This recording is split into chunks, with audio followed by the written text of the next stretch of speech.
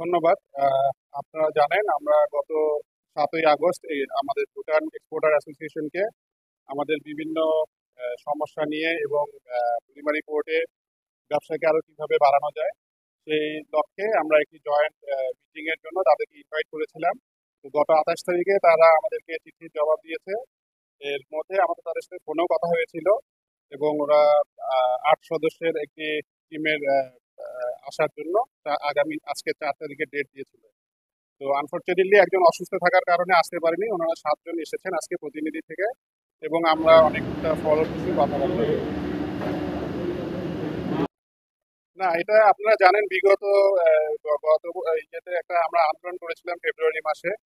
তো এটা আমাদের আলোচনা চলছে এমনিতেই আমাদের ব্যবসাটাকে আরো কিভাবে বাড়ানো যায় সেই লক্ষ্যে আমাদের দেখেন আপনাদের এখানে আমাদের যে মেইন প্রবলেমটা এখন আমরা ফেস করছি আমাদের ট্রান্সপোর্টেশনটা প্রবলেমটাই এখন আমরা বেশি ফেস করছি। তো ইতিমধ্যে আমাদের 4 লেনের একটা কোয়ারি হয়ে গিয়েছে।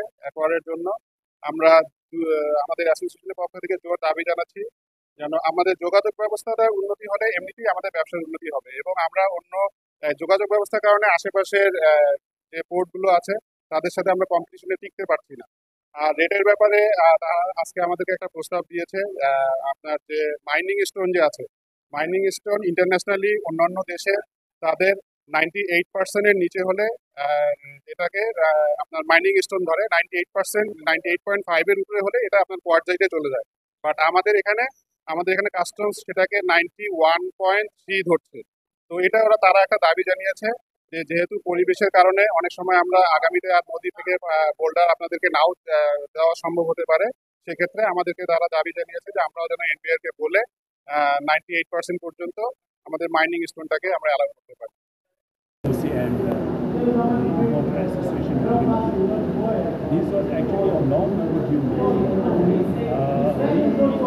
We didn't have as a specific agenda, but this was one kind of to visit here and meet our importer friends, because the trade between the concerning Bhutan Association and Bangladesh has been there for time immemorial.